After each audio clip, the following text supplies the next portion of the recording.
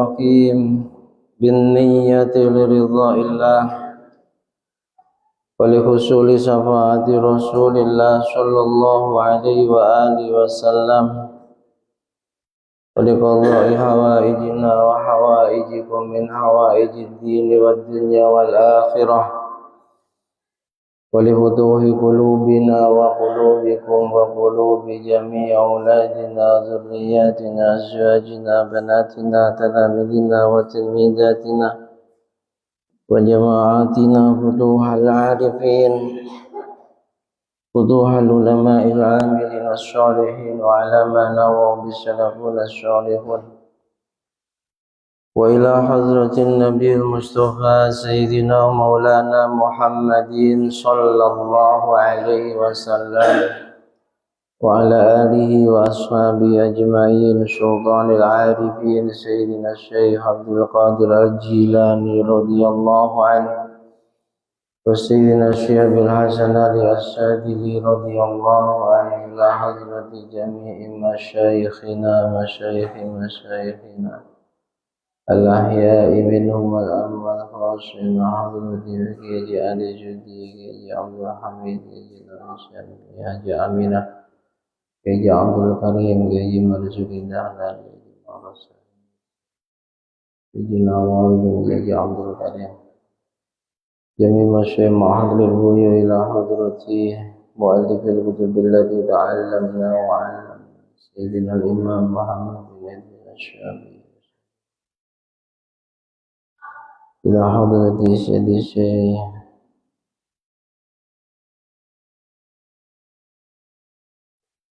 سيد أحمد الهاشمي رحمهم الله وأجركم الله. الفاتحة. أعوذ بالله من الشيطان الرجيم. بسم الله الرحمن الرحيم.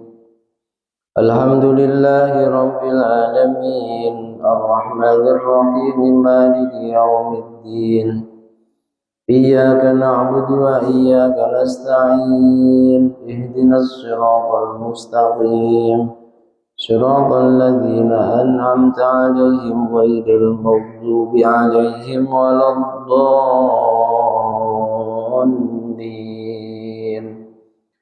رب اغفر لي ولوالدي وللمؤمنين آمين.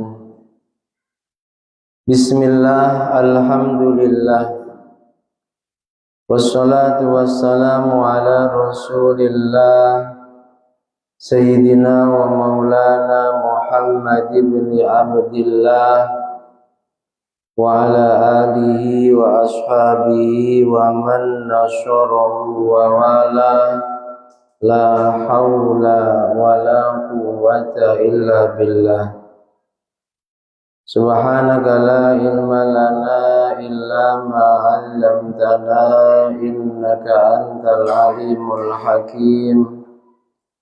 رب اشرح لي صدري ويسر لي أمري واحلل عقدة من لساني yafqahu qawli amin. Amma ba'd. Dinaikkan kan bisa, dinaikkan kan bisa.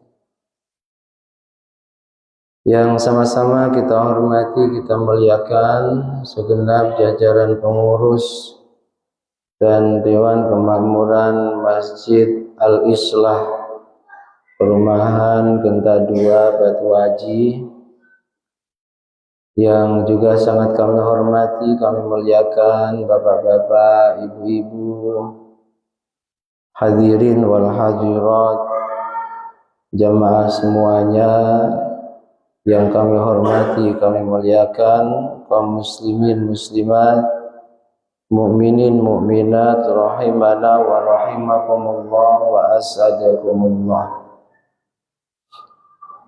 Alhamdulillahi rabbil alamin. Mari tiada pernah bosan senantiasa kita panjatkan kehadirat Allah subhanahu wa ta'ala, yang sungguh hanya karena limpahan rahmat, nikmat, taufik, hidayah serta inayahnya lah kembali malam hari ini kita bisa bermujalasah bersama di majlis yang agung dan mulia, majlis ilmu setelah sholat fardu berjamaah. Harapan kita semua mudah-mudahan dengan segala kekurangan majlis kita ini Allah berkenan meridhoi dan menerimanya. Amin.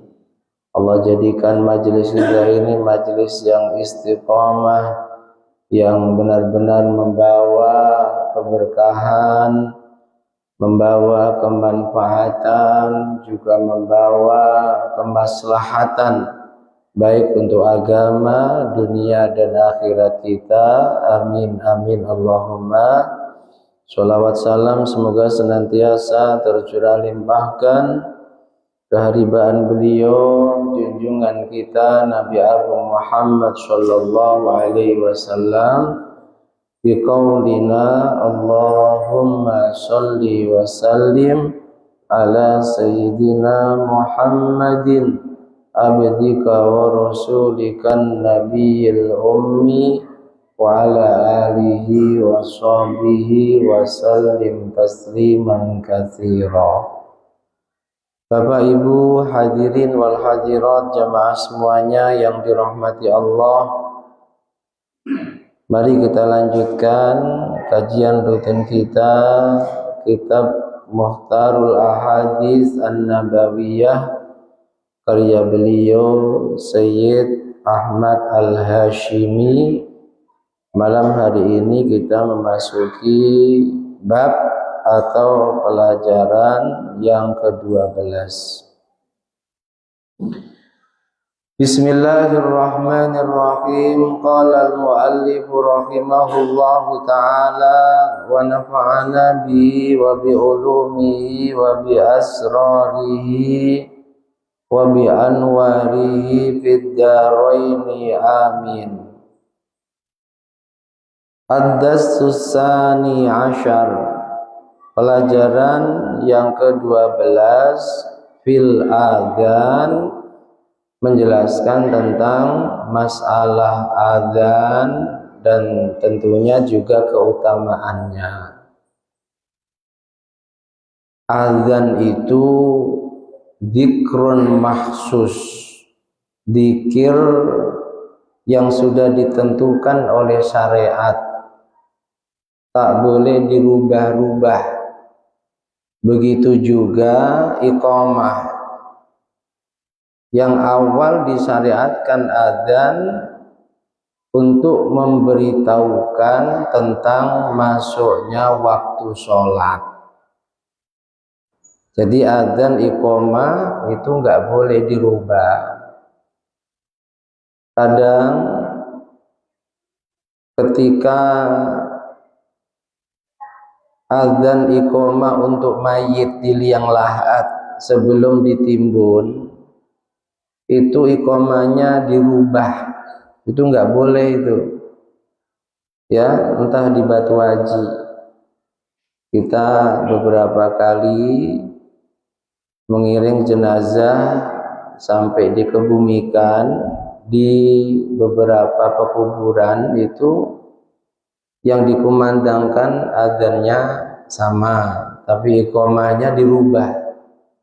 Qad qamatis shalah diganti qad qamatil qiyamah, itu tidak boleh, tetap qad qamatis shalah. Di sini ada pengurus fardu kifayah ya. Nah, mungkin masih ada itu nggak boleh. Sebab apa? Kalimat adzan maupun iqamah itu dzikrun maksus, zikir yang sudah ditentukan, tak boleh dirubah-rubah. Adzan disyariatkan bukan di awal Islam ya, tapi adzan itu disyariatkan pada tahun kedua Hijriah. 13 tahun Nabi dakwah di Makkah belum ada perintah adzan. Bahkan perintah sholat jamaah pun belum ada. Perintah sholat Jumat juga belum ada. Hijrah ke Madinah dapat 1 tahun belum ada. perintah jamaah, perintah sholat Jum'ah, belum ada. Perintah azan juga belum ada.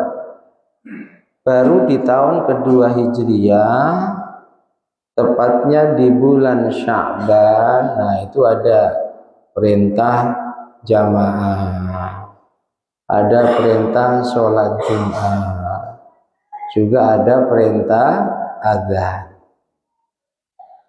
Sejarah azan, ketika umat Islam semakin banyak, di saat belum ada perintah jamaah, mereka tetap sholatnya di masjid, tapi sendiri-sendiri. Jadi untuk mengetahui sudah masuk waktu atau belum, ya nunggu komando Rasulullah. Kalau pas Rasul keluar kota, mereka seperti tahu sama tahu, lalu mereka sholat sendiri-sendiri di dalam masjid, yang laki-laki khususnya. Ketika umat Islam semakin banyak, rumah mereka banyak yang jauh dari Masjid Nabawi, akhirnya Nabi mengumpulkan para sahabat, diajak rapat. Itu loh Nabi.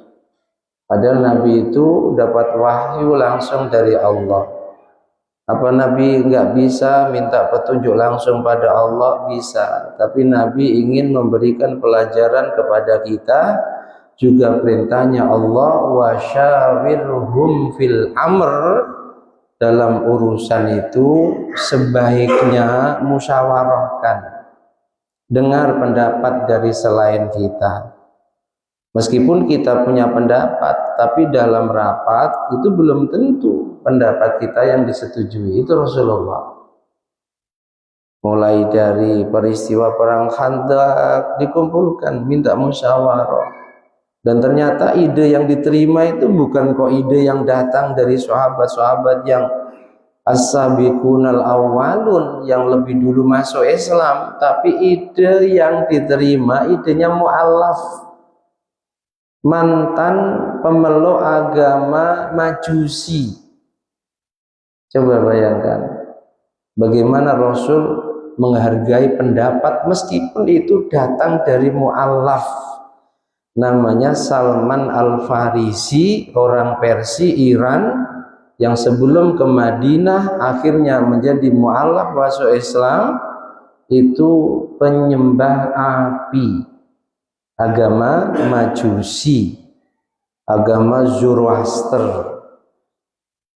Idenya mu'allaf ini yang diterima oleh Rasul, membuat khandak, parit yang mengelilingi kota Madinah agar musuh tidak bisa masuk ke kota Madinah, yang lebar dan dalamnya parit itu sekira dilompati oleh onta maupun kuda yang terlebar langkah loncatannya tidak bisa melewatinya. Itu ide siapa? Mu'allaf. Nah, ketika umat Islam semakin banyak yang rumah mereka jauh dari masjid, sehingga terkadang banyak yang jauh dari masjid itu tidak tahu apakah sholat sudah masuk waktu atau belum. Nabi mengumpulkan para sahabat, diajak musyawarah bagaimana untuk memberitahukan masuknya waktu sholat, terkhusus kepada umat Islam yang rumahnya jauh dari Masjid Nabawi. Karena dulu jamaah, begitu juga Jumatan di sentral jadi satu. Makanya ada azan dua, itu zaman Nabi nggak ada, zaman Abu Bakar nggak ada, zaman Umar nggak ada. Baru sahabat Utsman berijtihad, karena semakin banyak umat Islam, ada yang jauh rumahnya dari masjid. Kalau azan Jumatnya hanya satu, mereka kasihan yang jauh, sampai di masjid sudah selesai Jumatan, sehingga ada tambahan Jumat, tambahan azan di sholat Jumat. Dikumpulkan, Nabi minta pendapat bagaimana caranya untuk memberitahukan kepada umat Islam masuknya waktu sholat, terkhusus mereka yang jauh. Ada yang berpendapat kasih tanda pakai lonceng saja ya Rasulullah. Pendapat ini ditolak oleh sahabat yang lain. Kalau pakai lonceng sama pertanda masuk ibadahnya orang-orang Nasrani. Ada yang berpendapat pakai trompet sama dengan agama Yahudi. Ada yang berpendapat kalau sudah mau masuk waktu sholat, di antara kita ada yang membakar sesuatu di atas bukit. Tidak sepakat. Selesai musyawarah belum ada kesepakatan. Dan Nabi tidak kok mentang-mentang seorang Nabi yang bisa langsung minta petunjuk pada Allah, berpendapat lalu kalian harus ikut pendapatku. Tidak. Sampai selesai musyawarah tetap belum ada pendapat yang disepakati. Pulang ke rumahnya masing-masing. Adalah sahabat namanya Abdullah bin Zaid. Sampai di rumah tidur, dalam tidurnya bermimpi. Mimpi jumpa dengan orang tua yang sangat bijaksana, auranya luar biasa, berjubah hijau, itu membawa lonceng yang sangat bagus. Membawa lonceng. Lalu sahabat Abdullah bin Zaid bertanya, ya orang tua, apakah lonceng bagusmu ini kamu jual? Orang tua itu bertanya balik, mau kamu gunakan untuk apa?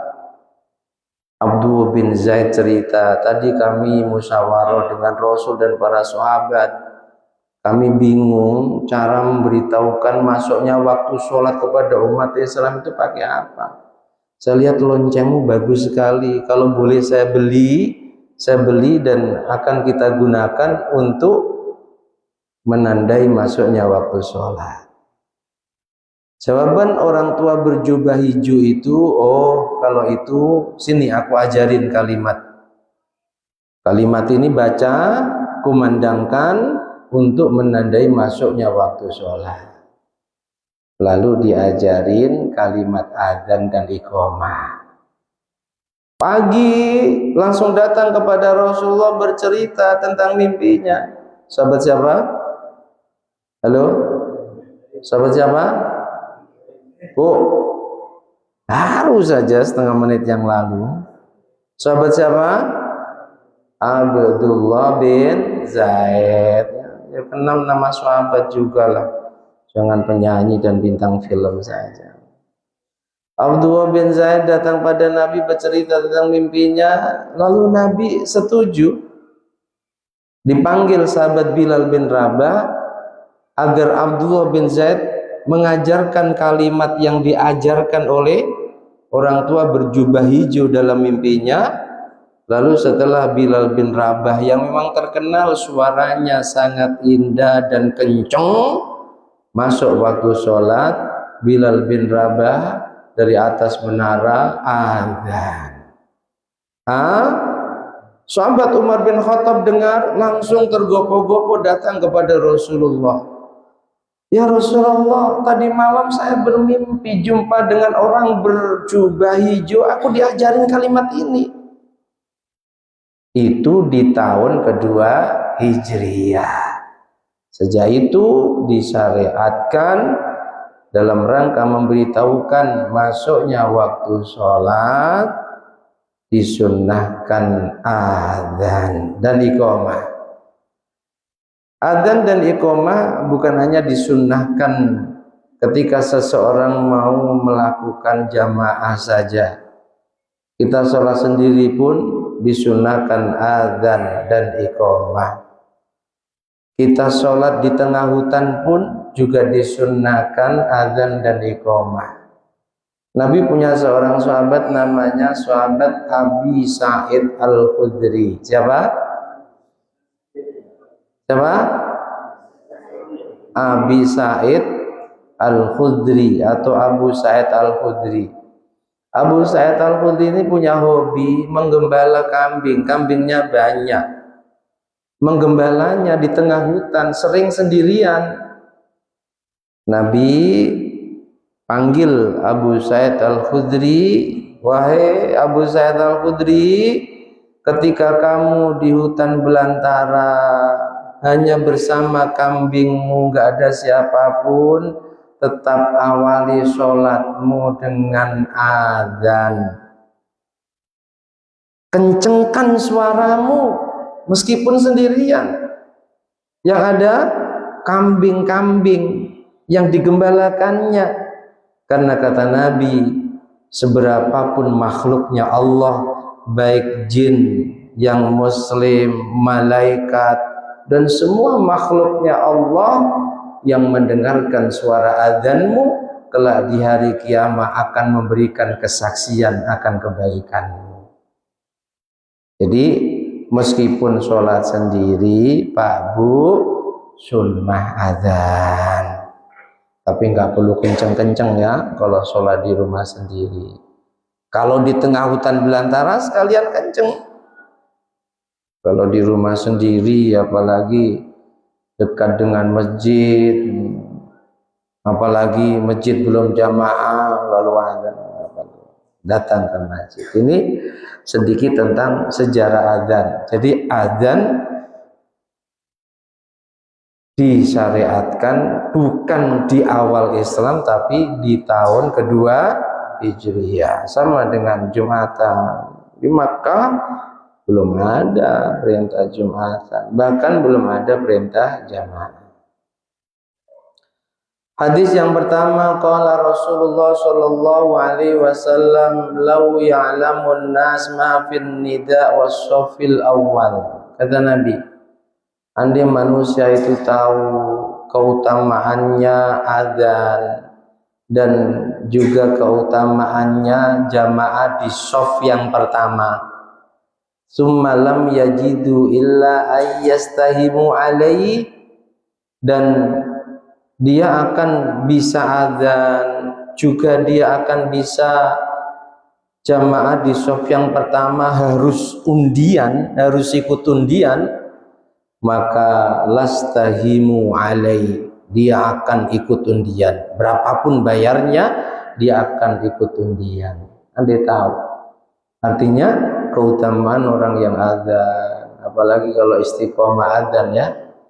Orang yang istiqomah adzan lillahi ta'ala, bukan karena mengharapkan gaji tiap bulan, lillahi ta'ala, istiqomah sampai mati, maka tergolong umatnya Nabi Muhammad, yadkhulunal jannata bi ghairi hisab, masuk surga tanpa lewat hisab.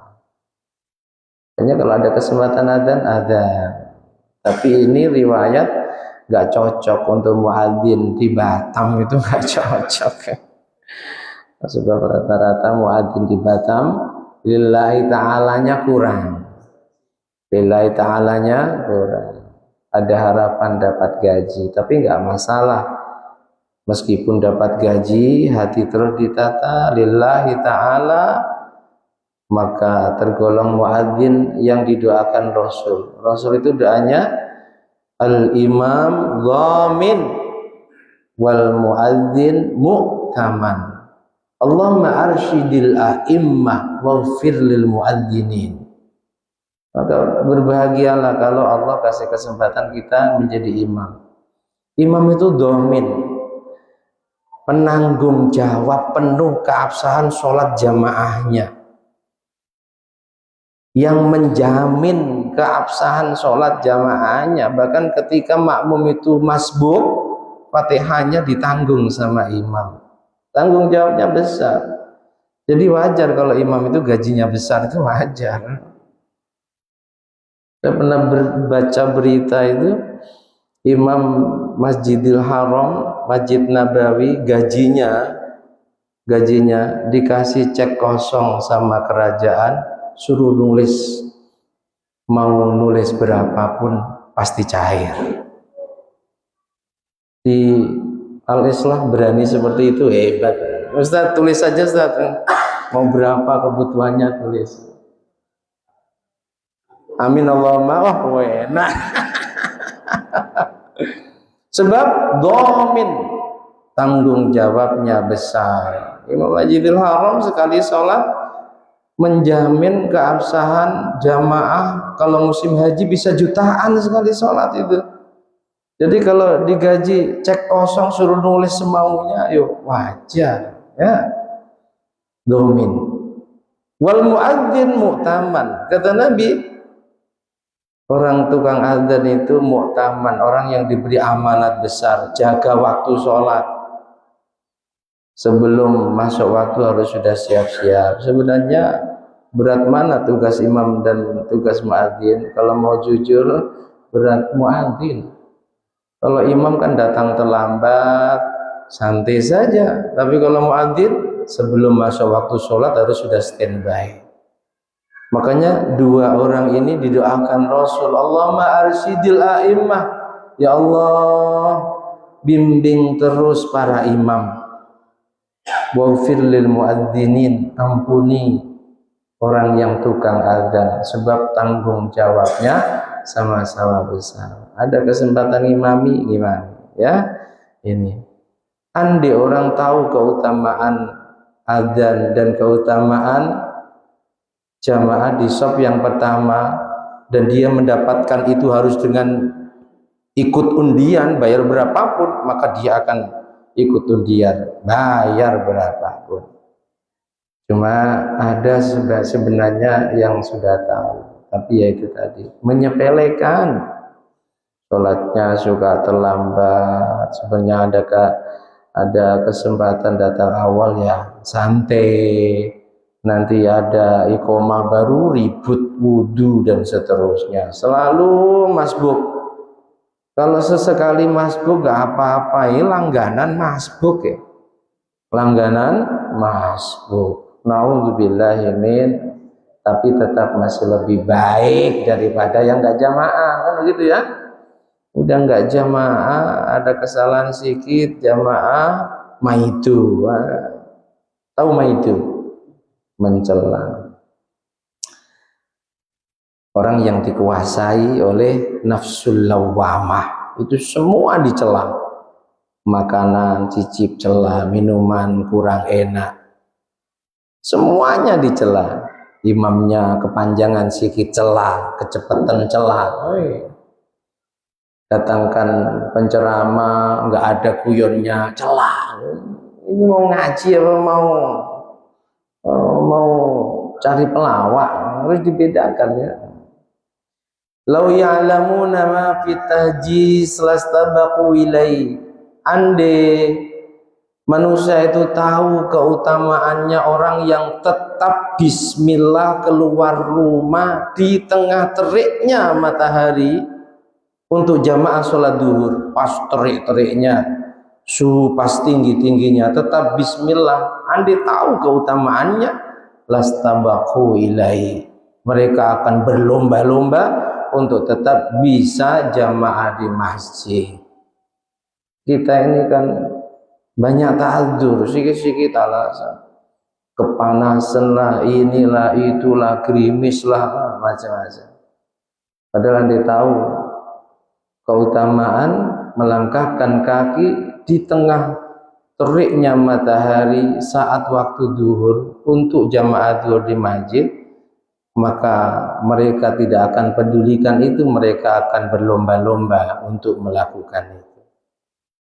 Walau ya'lamuna ma fil atamah was subhi, dan andi manusia itu tahu tentang keutamaannya jamaah sholat atamah. Sholat atamah itu sholat isya, dan juga jamaah sholat subuh. La atauhuma, sungguh mereka akan selalu jamaah sholat isya dan subuh. Mereka akan datang ke tempat jamaah untuk sholat isya dan subuh, walau habwan, meskipun dengan cara merangkak, mungkin karena stroke, mungkin karena sakit.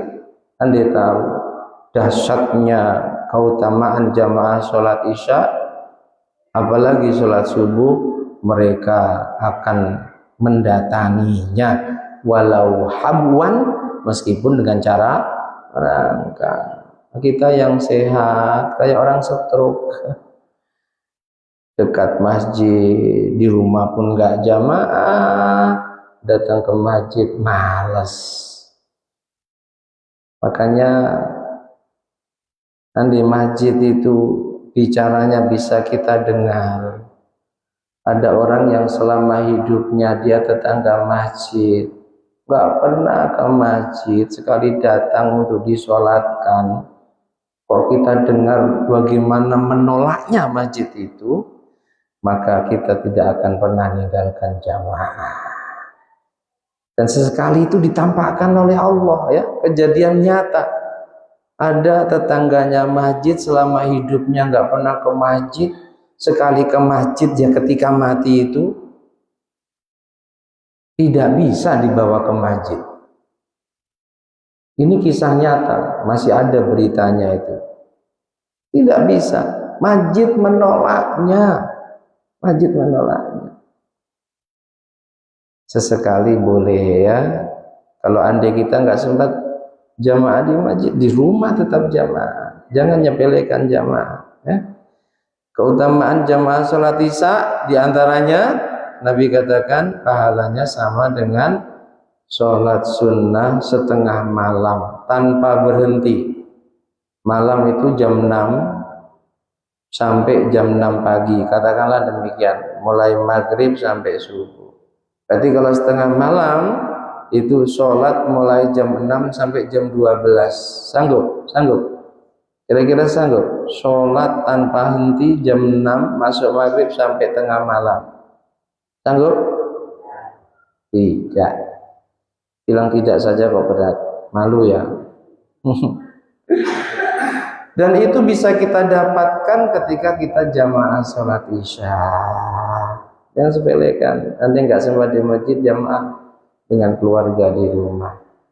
Kalau sholat subuh, di antara keutamaannya, pahalanya sama dengan orang yang sholat semalam suntuk, mulai masuk maghrib sampai subuh. Pasti nggak akan sanggup.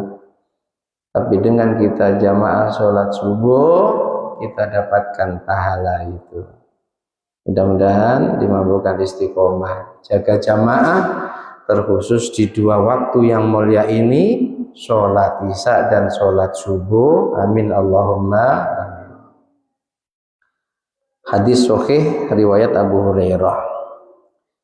Hadis yang kedua, al-muadzinuna atwalun nas a'naqan yaumal qiyamah, rawahu Muslim. Orang tukang azan itu kelak di hari kiamat lehernya panjang, paling panjang dibanding leher manusia lain. Menakutkan Kiai. Artinya lehernya indah, lehernya jenjang, bukan kok kemudian panjang kayak leher unta, itu bukan. Orang itu kalau lehernya jenjang lalu berlipat-lipat, itu kan tentunya dipandang itu sangat mengasyikkan dibanding leher yang enggak jelas. Ada yang terlalu pendek, ada yang terlalu kecil. Nah, leher terbagus itu lehernya para muadzin, jenjang, atwalun nas, paling jenjang kelak di hari kiamat. Idza sami'tumun nida, hadis berikutnya, hadis sahih riwayat Bukhari Muslim. Nabi bersabda, ketika kalian mendengar suara azan, faqulu kama yaqulul muadzin, ucapkan sebagaimana yang diucapkan oleh muadzin, kecuali ketika muadzin mengucapkan huyailah, ajakan untuk sholat, ajakan untuk mendapatkan keberuntungan, jawabmu jangan sama dengan yang diucapkan, ya. Tapi ketika mengucapkan Allahu Akbar, Allahu Akbar, jawab Allahu Akbar, Allahu Akbar. Begitu juga ketika mengucapkan asyhadu alla ilaha illallah, jawab yang sama. asyhadu anna Muhammadar Rasulullah, jawab sama. Kalau pengen matanya nggak gampang kena penyakit, dalam khazinatul asrar itu ada faidah, ada sesuatu yang bermanfaat saat mendengar muadzin adzan sampai pada kalimat asyhadu anna Muhammadar Rasulullah, maka jawab asyhadu anna Muhammadar Rasulullah, terus tambahkan doa marhaban bika ya habibi wa qurrata aini, marhaban bika ya habibi wa qurrata aini. Lalu ibu jari kita masukkan ke mulut, basahi dengan ludah, kemudian gunakan untuk mengusap kedua mata. Nah, insya Allah enggak gampang kena penyakit mata, enggak gampang enggak gampang plus, tapi plus itu memang usia ya. Ini masih normal, tapi mulai ada tanda-tanda harus begini. Tapi kalau uang kok jelas, kalau uang itu kok jelas ya. Kalau baca tulisan yang kecil sudah mulai begini ya. Marhaban bika ya habibi wa qurrata ya. Muadzin baca hayya 'alas shalah, jawabnya jangan hayya 'alas shalah, tapi jawabnya hauqala, la haula wala quwwata illa billah. Begitu juga ketika muadzin mengucapkan hayya 'alal falah, mari meraih keberuntungan. Artinya itu begitu loh Pak. Cuma ya itulah, iman itu anugerah dari Allah khusus untuk yang dipilihnya.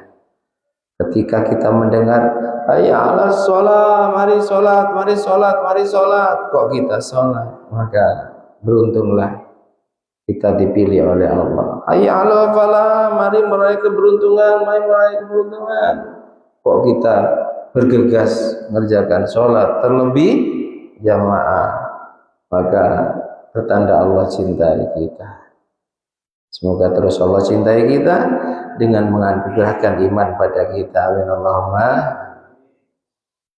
Jadi jawabnya sama kecuali hayya 'alas shalah, jawabnya la haula wala quwwata illa billah. Hayya 'alal falah, la haula wala quwwata illa billah. Hadis berikutnya, mangqala hina yasma'un nida, siapa yang berdoa sesudah azan, Allahumma rabba hadhihi da'wati tamma wassalatil qa'imah ati sayyidana Muhammadanil wasilata wal fadilah wa ba'athu maqaman mahmuda alladhi wa'adta innaka la tukhliful mi'ad. Lengkapnya ya.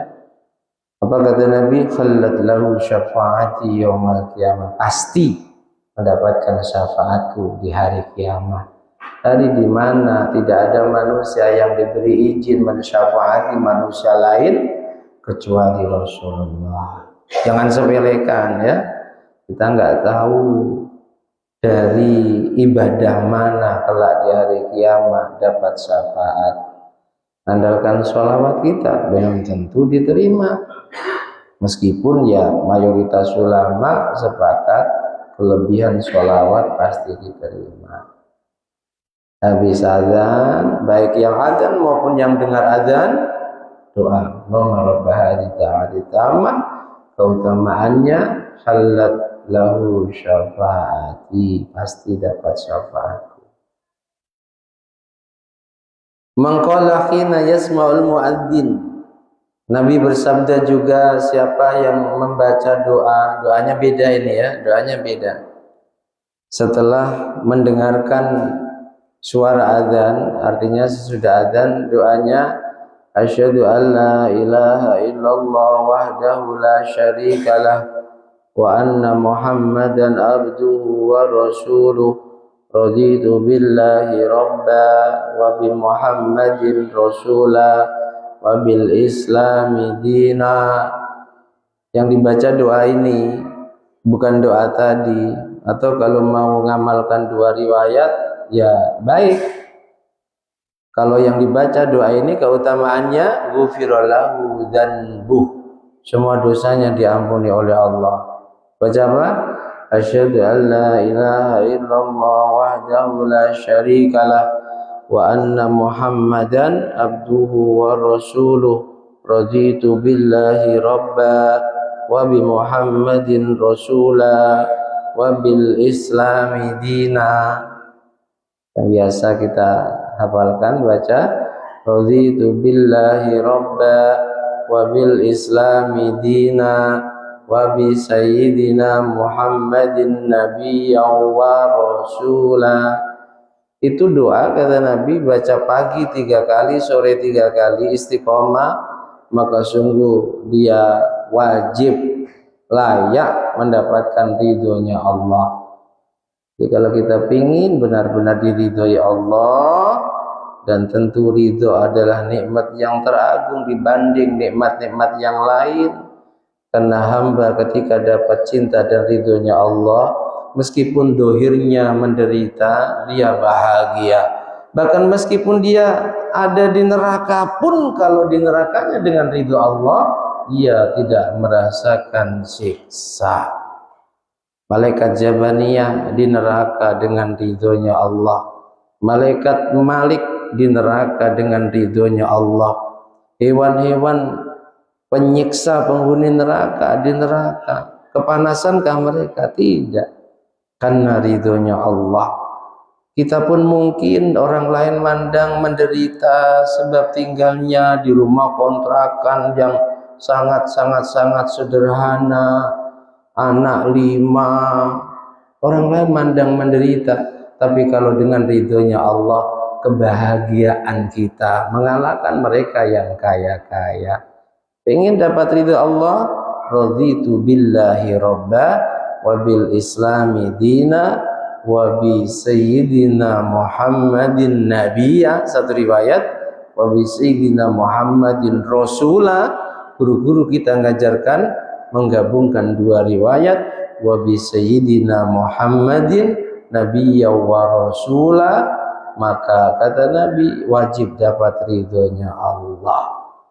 Kalau di akhirat mau surga neraka, yang kita cari ridhonya Allah.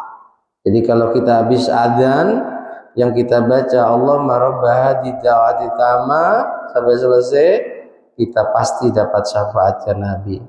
Kalau yang kita baca asyhadu an la ilaha illallah wa asyhadu anna Muhammadan la syarikalah wa asyhadu an la ilaha illallah wahdahu la syarikalah wa asyhadu anna Muhammadan abduhu wa rasuluh raditu billahi rabba wa bi Muhammadin nabiyya wa bil islami dina, Allah ampuni dosa-dosa kita. Kalau pengen dapat syafaat juga diampuni dosa kita, baca keduanya.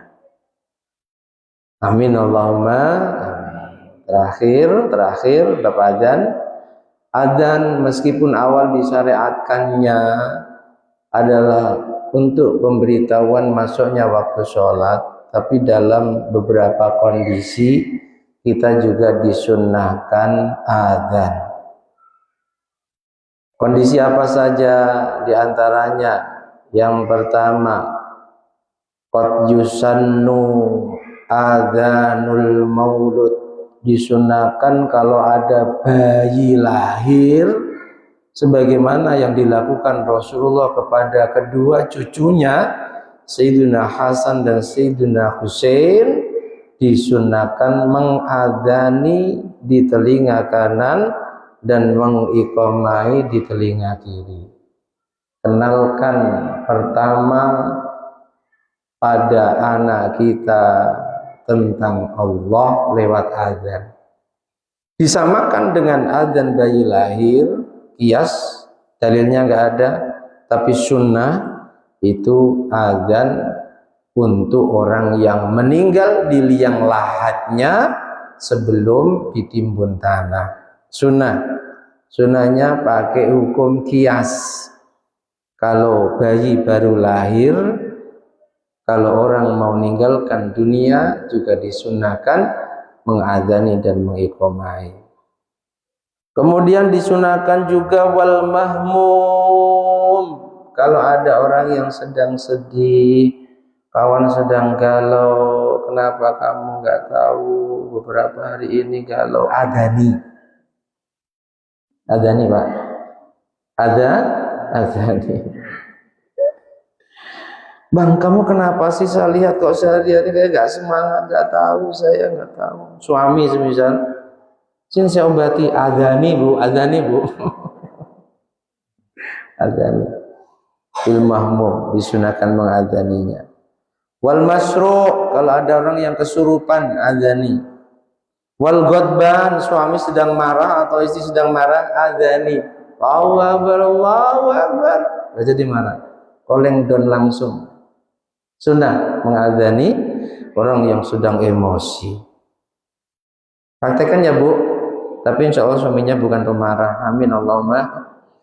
Wa man sa'khuluqu min insan, punya anak yang buruk akhlaknya, adani. Di antara terapi seorang kiai yang berhasil merubah perilaku akhlak seseorang, punya anak nakal bawa kiai, terapinya adzan. Adzan, Allah rubah keadaannya. Ya, makanya yang punya anak nakal sesekali diadzani, dipegang dadanya, doakan alam nasroh, inna anzalna, itu diantaranya ya. Tambah doa ya. Doa yang dilakukan Nabi kepada Ibnu Abbas, doa yang dilakukan Nabi kepada sahabat Anas, praktekkan itu ya. Sahabat Anas itu ketika kecil digendong ibunya, lalu dibawa ke Nabi, minta didoakan khusus. Doanya apa? Allahumma aktsir malahu wa ilmahu wa waladahu. Ya Allah, banyakkan hartanya Anas, banyakkan ilmunya Anas, banyakkan anaknya Anas. Dikabul. Dan Anas bin Malik khidmah di keluarga Rasulullah bersama ibunya 10 tahun. Punya bapak nggak tanggung jawab, kecil ditinggal pergi. Jadi Anas bin Malik itu berhasil menjadi sahabat yang alim, khidmah, barokah khidmah. Makanya praktek di pesantren itu ada yang barokah khidmah, ilmunya manfaat. Ada yang barokah sungguh-sungguh ngaji, ilmunya manfaat. Ngajinya dia bawa pena ditulis, ada yang modal menghafalkan, semuanya itu ada contohnya. Abu Hurairah ini barokah menghafalkan, Zaid bin Sabit, dan umumnya ulama generasi sahabat sungguh-sungguh ngaji sama Rasulullah. Anas ibnu Malik, Abdullah bin Mas'ud, barokah khidmah, ridho Rasulullah. Anas bin Malik didoakan banyak hartanya, banyak ilmunya, banyak anaknya, dikabul, kaya luar biasa. Panen kebun kurma yang lain terkadang gagal panen, Anas bin Malik dan Abdurrahman bin Auf panen 2 kali 3 kali dalam setahun, yang lain sekali, sering gagal. Masya Allah, kaya, anaknya banyak, sampai diceritakan umur beliau lebih dari 100 tahun, sempat jumpa anak cucunya 100, semuanya alim, kaya. Masya Allah, berkat doanya Nabi. Maka sesekali doakan ya. Saya sekarang rutinkan tuh, labib itu dadanya pasti saya pegang, 2 doa ini yang saya bacakan. Ya Allah, sebagaimana doa Rasulullah, 1 kepada sahabat Anas, 2 sahabat Abdullah bin Abbas, Allahumma faqihu fid din wa 'allimhu ta'wil. Enggak tahu nasib anak kita seperti apa, yang penting ikhtiar kita doakan. Kaya ilmu, kaya harta, kaya anak. Jangan kaya istri ya, cukup 1 saja, dirawat yang benar. Ada yang poligami sini. Ya. Disunahkan juga au bahimatin idza muzdamil jais, ada hewan liar adani biar lurut tunduk ketika di tengah berkecamuknya perang. Disunahkan indal harik, ketika indal harik ya, ada kebakaran adzan.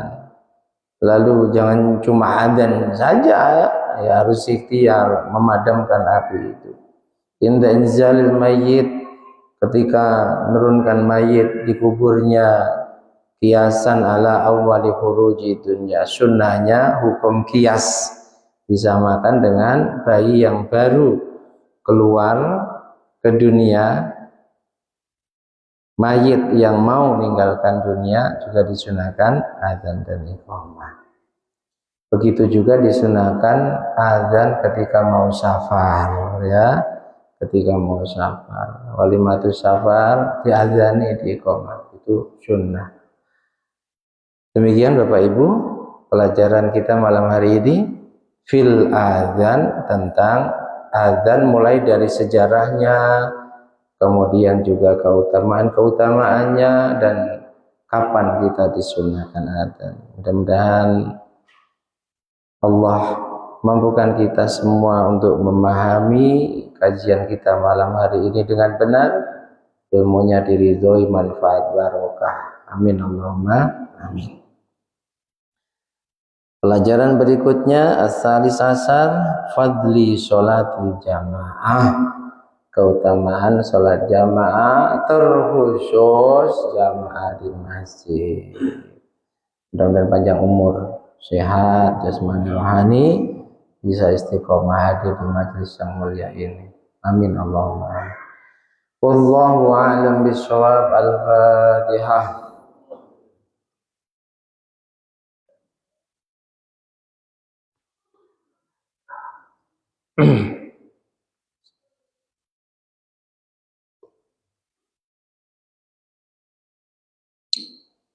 Ada pertanyaan silakan.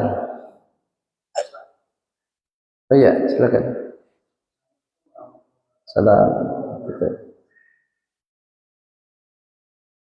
Kakak sono, tolong. Oh, biar yang lain dengar. Assalamualaikum warahmatullahi wabarakatuh. Sebelumnya mohon maaf Ustaz, pertanyaan ini sangat penting dalam masalah tidak Ustaz. Ya. Dulu ketika pemuda Makkah ingin mengajak Rasulullah untuk perjanjian dalam hal ibadah, dengan nama Allah turunkan surah Al-Kafirun untuk membantah ajakan daripada pemuda Makkah. Sementara hari ini kita lihat sendiri, bahkan bukan hanya ya, bahkan juga jutaan manusia melihat bagaimana seorang menteri agama merayakan hari orang kafir langsung dalam rumah. Yang jadi pertanyaannya Ustaz, kalaulah bukan seorang muslim, mungkin kita nggak akan mau komentar. Tapi karena dia masih seorang muslim walaupun dia berada itu silakan hak dia. Jadi yang jadi pertanyaannya adalah bagaimana hukum seseorang yang dia diberi amanah untuk mengurus agama, tapi istrinya merayakan hari orang kafir di mana dulu. Ya. Mungkin bisa dijelaskan ikut merayakan hari rayanya orang non muslim itu prakteknya seperti apa? Karena mohon maaf, kami ini 2 periode, bahkan sampai sekarang masih punya SK pengurus FKUB, Forum Kerukunan Umat Beragama. Sebulan yang lalu kami kunker ke Bali. Jangan, mohon maaf, kita dalam memahami agama itu terlalu sempit. Apalagi hanya punya dalil man tasyabbaha biqaumin fahuwa minhum. Siapa yang menyerupai sebuah kaum maka dia bagian dari kaum itu. Lalu apapun yang dilakukan oleh saudara kita langsung kita vonis menyerupai non muslim, hukumnya dia juga jadi non muslim. Jadi mohon maaf, Kita ini sering dapat undangan dari saudara-saudara non-muslim kita, baik dari Protestan, Katolik, Konghucu, Buddha, Hindu. Tapi mereka tahu kok, mereka ngundang kita itu bukan di acara ibadah mereka, bukan. Mereka ngundang kita setelah selesai acara ritual ibadah mereka. Ruangannya pun juga ruangan tidak di ruangan ibadah mereka. Ya seperti mengundang kita untuk ramah-tamah silaturahim. Kalau masalah mengucapkan selamat hari raya untuk non-muslim sampai kiamat kurang 1 jam, ya tetap ada perbedaan di antara ulama. Sebab apa? Dalil sharihnya nggak ada. Jangan ucapan selamat Natal, nggak akan kita temukan. Makanya diperdebatkan di antara ulama dunia, bukan hanya Nusantara. Kalau di Nusantara ada yang mengharamkan, ada yang membolehkan. Banyak itu ya. Dunia, Habib Mundir itu diantaranya yang mengkritik keras orang yang masih ada videonya menjelang beliau wafat itu. Sangat berpesan jangan mudah ngaramkan sesuatu. Di antaranya hanya gara-gara mengucapkan selamat hari Natal lalu kita vonis saudara kita sudah keluar dari Islam. Dalam pandangan beliau, dan ini sebenarnya juga rujukannya kepada ulama-ulama dunia, selama tidak meyakini Isa versi mereka, tidak meyakini bahwa Isa itu adalah Tuhan, tapi hanya sebagai hamba Nabi dan utusan, maka itu seperti orang mengucapkan selamat pagi. Tapi kalau semisal mengikuti yang mengharamkan, monggo. Sama dengan hukum rokok ya, kiamat kurang 1 jam, ya tetap ada yang mengharamkan, ada yang membolehkan, ada yang memakruhkan. Sebab ada, sebab nggak ada dalil sharih. Orang-orang yang beriman, jangan kalian merokok, nggak ada. Nggak ada. Itu hanya pengembangan penafsiran dari dalil umum yang ada. Di antaranya jangan jatuhkan dirimu pada kerusakan. Kenyataannya kalau kita mau jujur, prosentase orang perokok itu umurnya panjang-panjang. Nggak usah jauh-jauh, saya punya kakek itu 85 belum pikun. Perokok berat. Kalau sedang batuk tetap ngerokok. Diingatkan cucunya, Mbah, ampun ngerokok, mendak marahi watu. Sambil ngerokok, nek marahi kepiye, ya gitu. Ajarinnya gimana? Bapak saya perokok, mertua saya, karena saya bukan perokok dan tamu di sana itu bawa rokok, mertua saya yang perokok. Gak pikun tuh. Saya punya kakak kandung atletik, maraton juara, tenis meja juara, anti rokok, belum umur 50 tahun mati. Kakak kandung saya. Terus kita berani memvonis rokok itu menghancurkan diri kita. Nyatanya, nah kan begitu. Dan nggak ada dalil sharih. Kiai-kiai kita umumnya rokok, apalagi Dr. Malik Fajar, Menteri Agama, itu pengurus Muhammadiyah dan Muhammadiyah cekek, tapi perokok. Padahal Muhammadiyah mengharamkan rokok. Dr. Malik Fajar Malang itu kalau menjadi narasumber balbul-balbul. Paham ya? Makanya saya tanya, itu yang praktek bagaimana? Kemarin digambarkan sampai ada yang memurtadkan Menteri Agama gara-gara memuliakan Paulus, mencium kepalanya. Apa ya semudah itu kita memurtadkan saudara kita? Sementara Nabi itu harisun alaikum bil mu'minin, berambisi kuat, beringinan kuat bagaimana supaya manusia semuanya beriman.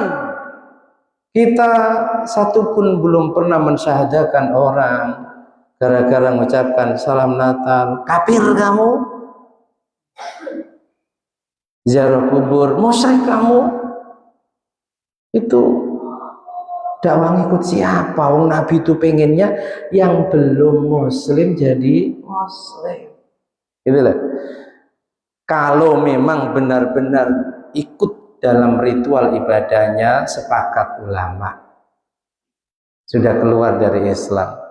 Tapi kalau menghadiri undangan, dan sekali lagi bukan orang lain, saya sering ya, karena memang pengurus FKUB mendapatkan undangan di setiap hari raya, saudara-saudara kita yang non muslim datang.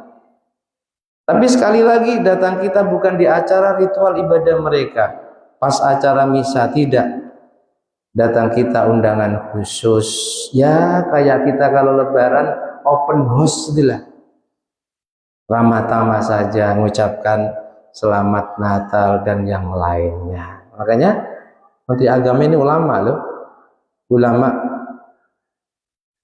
kealimannya pasti di atas kita jauh. Terus gara-gara melakukan sesuatu yang kita vonis dia murtad, sementara belum tentu dia murtad, ya kan sayang ya. Makanya saya tanyakan, itu prakteknya seperti apa beliau? Apakah hanya mengucapkan selamat hari Natal lalu kita murtadkan beliau? Hah? Atau memang di acara ritual ibadah beliau datang ikut ibadah? Atau hanya sekedar menghadiri undangan upacara hari raya mereka? Harus dibedakan. Kalau memang hadirnya di acara ritual ibadah dan ikut ibadah, nggak perlu diragukan lagi.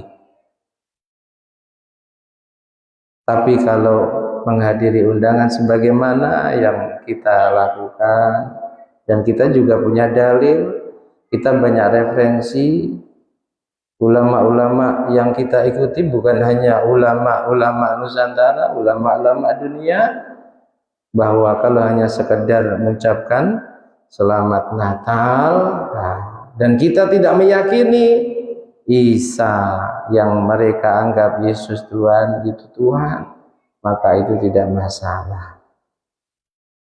Nah, coba jelaskan dulu beliau ngapain. Nah, lo nggak tahu kok menghukumi orang itu gimana. Nah, berarti tanpa antum sadari, antum murtadkan saya loh. Ya sama loh. Iya. Iya, makanya kan tadi kan sama dengan masalah rokok. Kalau ikut yang menghukumnya haram, jangan ikut rokok. Tapi mestinya ridho bisyai'in, dengan sesuatu, maka harusnya ridho bima yatawalladu minhu, ridho dengan sesuatu yang keluar dari itu. Kalau kita haramkan rokok contoh ya, maka kita harus haramkan sesuatu yang keluar dari rokok. Devisa negara yang terbesar itu dari cukai rokok, yang dari pajak rokok itu buat jalan, buat jembatan.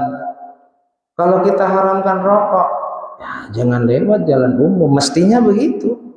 Sebab jalan itu juga kebanyakan dibangun dari hasil rokok.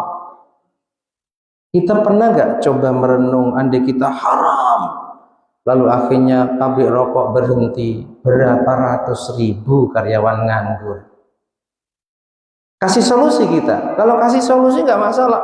Haram, kita siapkan pabrik sehingga yang tadinya menjadi karyawan rokok nggak berani lagi kerja di tempat rokok, kita siapkan. Lah kita enggak haram.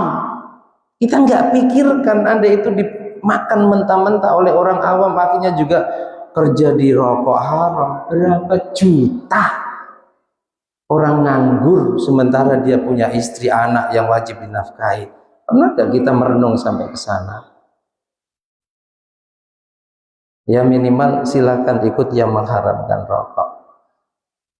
Tapi mestinya kaidah mengatakan ar-ridho bisyai', ridho dengan hukum rokok yang haram, ridho bima yatawalladu minhu, juga harus ridho dengan apapun yang keluar dari rokok yang kita haramkan. Pajak rokok yang dibuat jalan harus kita haramkan, jangan lewat jalan umum kalau mau jujur, paham ya?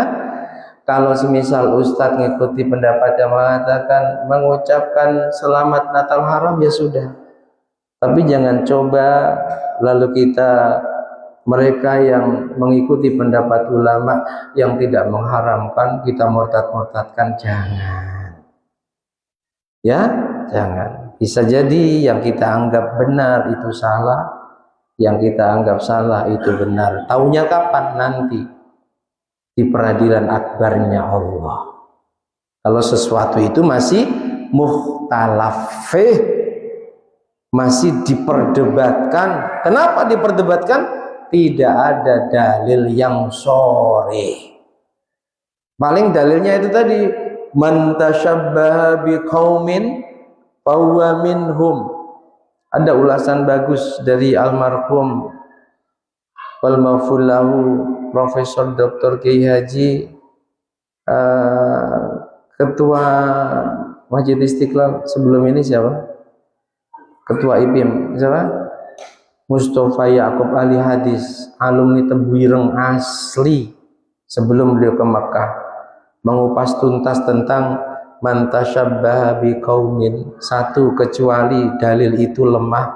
Yang kedua, Nabi itu pernah menyerupai orang-orang Yahudi dalam masalah bersisir dan berpakaian.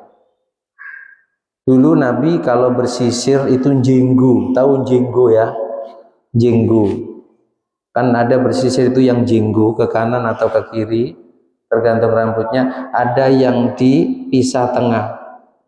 Tapi Nabi melihat orang-orang Yahudi kalau nyisir rambut itu dipisah tengah, dan Nabi memandang kok bagus. Akhirnya Nabi pun ketika bersisir, disisir tengah sebagaimana yang dilakukan oleh Yahudi. Apa kita berani mengatakan Nabi nyerupai Yahudi sehingga Yahudi?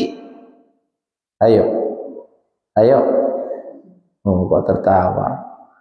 Makanya jangan terlalu sempit ya. Kalau sesuatu itu mukhtalafih sebab nggak ada dalil yang sharih, ya kita harus menghargai perbedaan. Sama dengan kunut, ya jangan kita yang kunut lalu menyalahkan sampai ngafirkan yang nggak kunut. Seperti itulah kurang lebih, silakan dikembangkan. Kalau antum mengikuti mengucapkan Natal haram, monggo, tapi jangan kaku lalu menutup diri ada pendapat lain yang itu juga dari para ulama-ulama hebat, ya. Apalagi menteri agama yang terkadang dituntut untuk mengucapkan selamat Natal. Mosok menteri agama ini bukan menteri agama Islam, bukan. Sama dengan Kementerian Agama. Kita di Kementerian Agama itu ya ada penyuluh agama Islam, ada penyuluh agama Kristen, ada penyuluh agama Buddha, dan seterusnya. Jangan dikira Kementerian Agama yang di Batam nggak usah yang kemana-mana, itu penyuluhnya agama Islam saja. Bahkan jumlah penyuluh agama Kristen itu lebih banyak dibanding penyuluh agama Islam. Ya ini yang terus mau dievaluasi, terkhusus di Kepri. Karena kalau dilihat prosentase muslimnya jauh lebih banyak. Sebab P3K kemarin formasi untuk sarjana S1 yang pendidikan itu nggak ada di penyuluh, tapi di PLO, pegawai layanan operasional. Sehingga yang dulunya SK-nya penyuluh formasi P3K di Kepri itu, yang bisa ke penyuluh hanya sarjana dakwah, sarjana syariah. Akhirnya yang SPDI, SPD nggak bisa. Coba ya, jadi monggo nggak apa-apa, tapi jangan lalu sebab itu Menteri Agama yang harusnya kita muliakan, kemudian kita murtadkan. Nah, ini sayang ini. Ya kafir, kata Nabi, orang kok manggil saudaranya yang jelas muslim, kafir, kan sama itu. Maka sungguh dia yang kafir. Kan sama. Menteri agama murtad loh, kan sama kita manggil, kafir, kan begitu. Hadis oke, siapa yang manggil lo muslim lo, oh nggak muslim ya nggak mungkin jadi imam besar Masjid Istiqlal, ya kan? Terus hanya gara-gara itu kita murtadkan, kan sama kita panggil ya kafir. Hadis oke, Nabi katakan siapa yang manggil saudara muslimnya kafir kamu, maka sungguh yang kafir dia, bukan yang dipanggil. Kan bahaya itu ya. Saya kira cukup ya, saya kira cukup. Apalagi Kementerian Agama punya program moderasi beragama.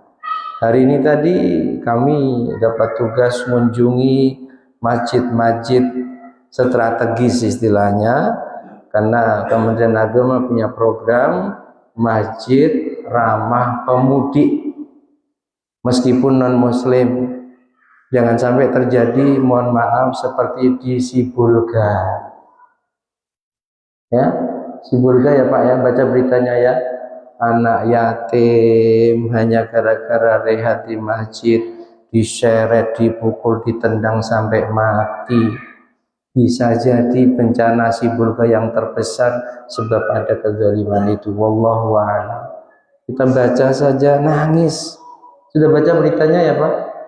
Jadi anak yatim ke Sibolga pengen kuliah dan kerja, lalu karena nggak punya tempat rehat malam, dia istirahat di masjid, diseret, dipukuli sampai mati.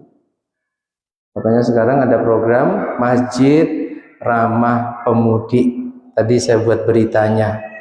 Masjid kalau di Bengkong ada Namiro, kita datangi bahwa andai nanti ada orang yang minta izin untuk rehat sebentar, kasih fasilitas, jika perlu kasih makan, kasih minum, meskipun non muslim. Itu Islam seperti itu.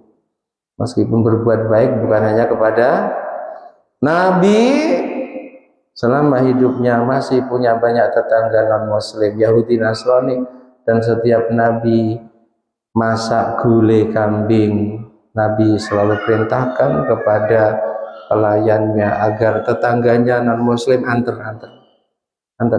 Jangan sampai mereka hanya mencium bau gulai kambing tapi enggak merasakannya, non muslim. Saya kira cukup. Al-Fatihah.